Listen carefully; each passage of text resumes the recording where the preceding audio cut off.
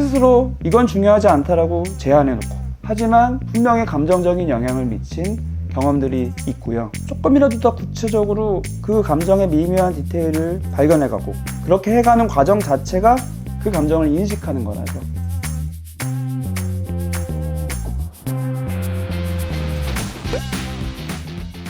안녕하세요. 정신과 전문의 정우열입니다.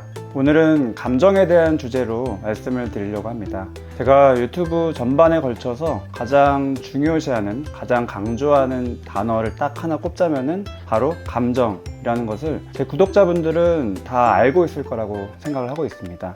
하지만 아무리 강조를 해도 감정이라는 것이 모호하기 때문에 어떻게 내가 내 감정을 인식할 수 있는지, 또 어떻게 이거를 수용할 수 있는지, 그리고 어떻게 하면 나의 삶에서 결국에는 행동이 변화될 수 있는지, 이 세 가지에 대해서 항상 의문이 드는 분들이 많을 텐데요. 마침 제가 구독자분들에게 늘 드리던 말씀, 그 결과 비슷한 결로 감정을 잘 설명하고 있는 책이 있어서 오늘 소개를 드리려고 합니다.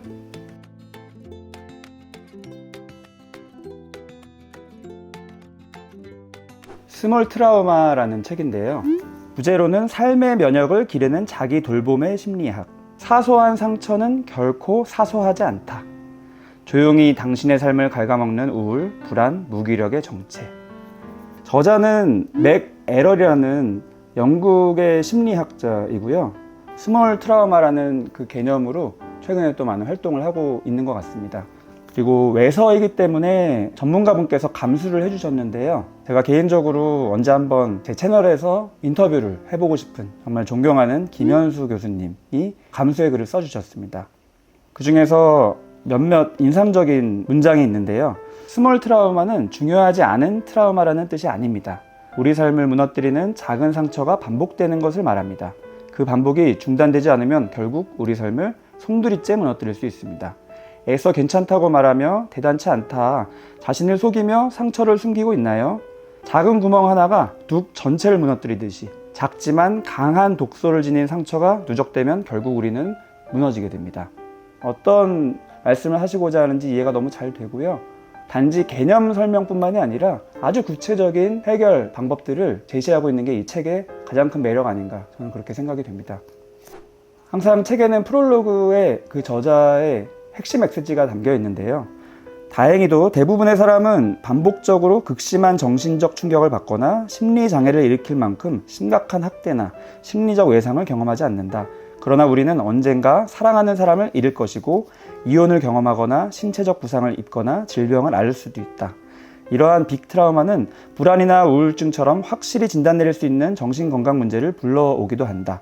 하지만 내가 날마다 상담실에서 마주하는 문제들을 이런 것만으로는 설명할 수 없다. 무기력하고 침체된 정신상태를 초래하는 것은 오히려 부모와 자녀 간의 정서적 조율 실패, 교우관계 문제, 따돌림, 교실에서 겪은 굴욕, 잦은 이동, 전학 또는 이직으로 인한 불안정, 성취문화, 끊임없는 경제적 고민 등 더 미묘한 경험들이었다. 그렇게 별로 심각하지는 않지만 언젠가는 완전히 에너지를 고갈시킬 안개 속에서 방황하기 십상이다. 스몰 트라우마의 위력을 인식하지 못해서다. 정말 전문가가 확실하게 진단할 수 있는 우울증이나 불안장애 등의 진단 기준에는 부합하지 않지만, 그래도 분명히 소소한 내 감정들을 계속 건드리고 있고, 그게 쌓였다가 결국에는 나에게 굉장히 큰 영향을 줄 수 있는 것들이 많죠. 저자는 이제 핵심적인 솔루션을 3가지로 제안하고 있고요. 이거는 정신과 의사들 또는 심리학을 하시는 분들 모두 다 아마 공감을 하시고 실질적인 상담 사례에서 이렇게 이용을 하고 있을 것 같습니다. 1단계는 인식이라는 거죠. 우리가 감정을 인식해야 되는 거. 특히나 이제 독특한 스몰 트라우마를 발견하고 그게 내 삶에 어떤 영향을 미치며 어떻게 삶을 통제하고 있는지를 이제 파악하는 거예요. 그리고 2번째로는 수용. 이게 진짜 어려운 거죠. 많은 사람들이 은근슬쩍 그냥 넘어가려고 하는 그런 어렵고 괴로운 과정이죠. 하지만 수용 단계를 거치지 않으면 스몰 트라우마는 지금의 삶에 계속해서 과도한 영향을 끼치게 될 것이다. 수용이 안 되는 가장 흔한 예, 제가 몇 번 말씀드렸죠. 나 자신에 대한 기대치가 너무 높아서 내가 고작 그거 가지고 상처받고 힘들어하는 건 내가 스스로 인정할 수가 없어. 내가 그렇게 소심한 사람은 아닐 거야. 내가 그렇게 뭔가 나약한 사람은 아니어야만 해. 그 정도로 우울한 사람은 아니어야만 해. 이런 식으로 나를 강제로 끌고 가려는 그 힘이 있죠. 하지만 결국에는 그렇게 외면을 하게 되면 쌓였다가 터진다는 말씀 제가 여러 번 드렸고요. 세 번째 단계는 행동이죠. 인식하고 수용하는 것만으로는 실질적인 삶이 딱 바뀌지는 않으니까 순차적으로 하는 게 너무 중요하다라고 저자가 설명을 하고 있는 거예요. 왜냐면은 굉장히 다양한 심리 및 자기개발 기법에 익숙한 사람들은 인식은 잘 하는데 수용 단계를 거치지 않고 그냥 곧장 행동으로 향하는 그런 게 너무 많으니까요. 제가 자기개발이나 동기부여 관련 영상이나 강의들에 대해서 바로 그런 점들이 굉장히 위험한 부분이다라고 여러 번 말씀드렸죠. 이것도 뭐 그러고 싶어서라기보다는 이제 그렇게 빨리빨리 하고자 하는 사회적 분위기가 있기 때문이라고 저자 역시도 이해는 하고 있지만 그래도 천천히 순차적으로 해야 된다라는 그 본질적인 얘기를 계속 강조하고 있어서 굉장히 그 부분이 저는 마음에 들었습니다. 1장의 스몰 트라우마란 무엇인가에 나오는 부분인데요. 스몰 트라우마는 괴롭힘 같은 심각한 폭력보다도 더 미묘한 상호작용에서 비롯된다. 학교에서 경험하는 노골적인 괴롭힘이나 따돌림은 중요한 빅 트라우마로 많은 아이가 이를 힘겹게 견뎌내곤 한다. 그러나 보다 덜 노골적인 무시나 네모난 구멍에 혼자 둥근막대가 되어 꽂혀있는 듯한 이질감, 시험 스트레스, 의미 있는 학습보다 학급 내 계급을 중시하는 환경에서 성공하기 위한 압력 등도 많은 아이에게 스몰 트라우마가 될 수 있다. 미묘하기 때문에 내가 사소하게 그냥 치부해버릴 수 있지만 그런다고 감정은 사라지는 게 아니라 오히려 더 쌓일 수 있는 거죠. 그런 미묘한 나의 작은 하지만 확실한 감정적인 상처들을 내가 더 이상 외면하지 않고 잘 인식하고 수용할 수 있어야 된다라는 그런 얘기가 이 책 전반에 걸쳐서 계속 강조되고 있습니다. 저는 이 부분이 너무 공감이 많이 됐습니다. 우리가 사람을 사랑하는 방식, 즉 애착 유형은 어린 시절에 발달하지만 부모나 양육자의 관계만이 전부는 아니다. 그러한 관계는 성인이 된 후 종종 다른 인간관계에도 영향을 미치는데 그렇다고 완전히 고정되어 있는 것도 아니다.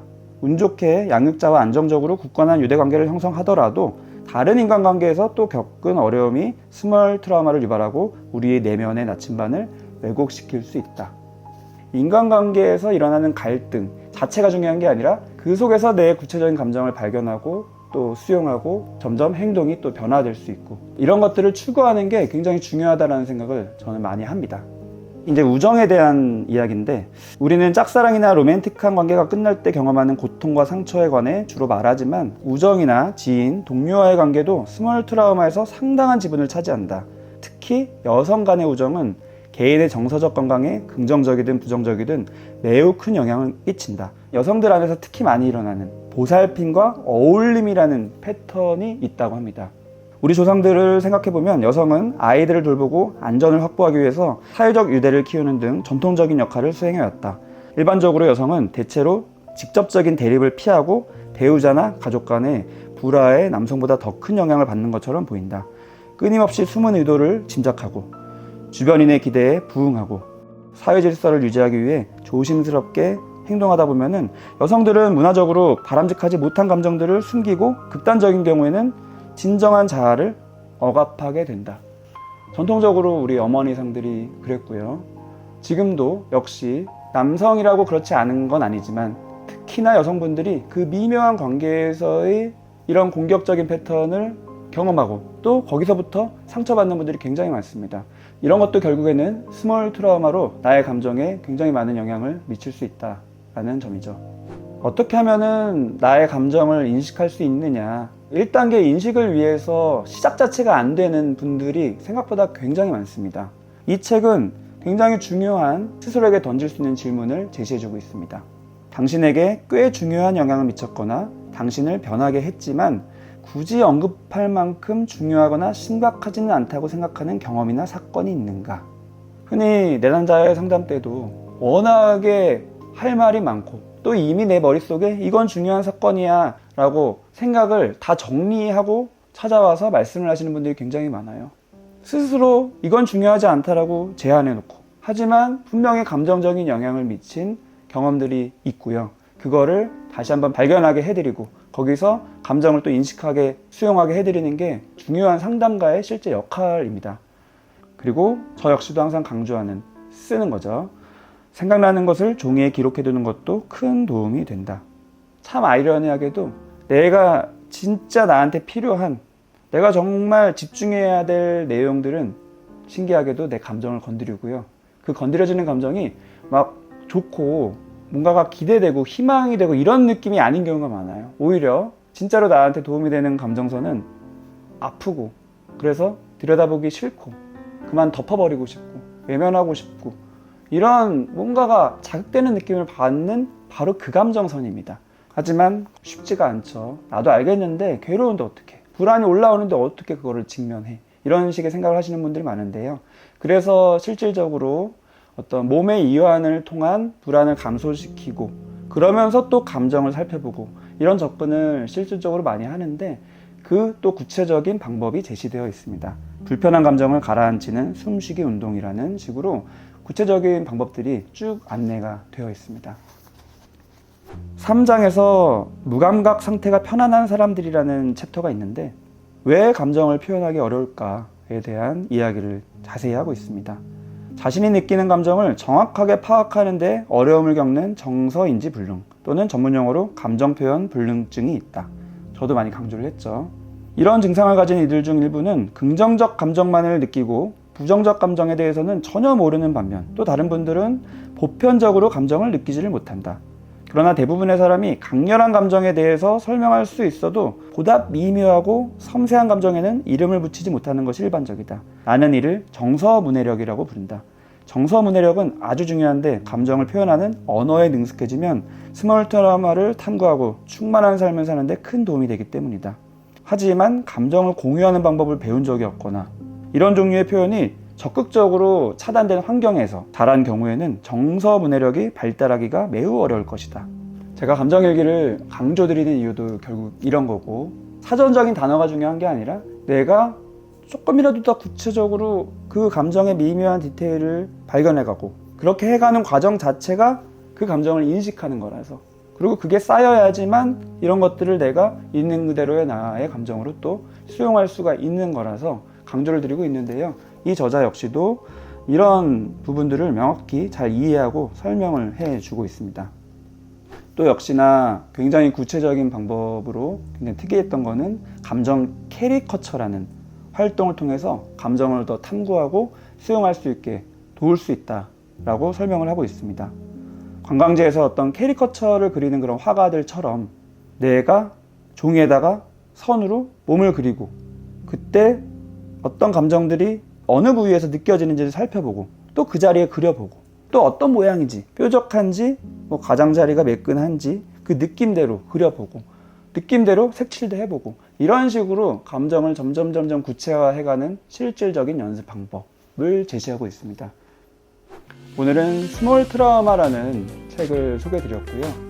제가 설명드린 내용들 이외에도 굉장히 다양한 상황에서 감정을 인식하고 또 수용하고 또 행동으로 적용할 수 있는 방법들에 대해서 굉장히 많이 나옵니다. 제 구독자분들은 분명히 이 책의 결과 잘 맞을 거라고 생각이 돼서 소개를 드렸고요. 책을 참고해서 본인 감정과 더 친해지고, 그래서 결국에는 자기를 스스로 수용할 수 있는, 또 나아가서 본인이 설계한 삶을 어떤 영역이든 결국에는 행동 변화로 이어지는 구독자분들 될 수 있도록, 그런 마음으로 저는 또 계속 유튜브 영상을 찍도록 하겠습니다. 영상이 도움되셨으면 구독, 좋아요, 댓글, 알림 설정도 부탁드리겠습니다. 그러면 저는 다음에 더 좋은 영상으로 찾아뵙겠습니다. 시청해주셔서 감사합니다.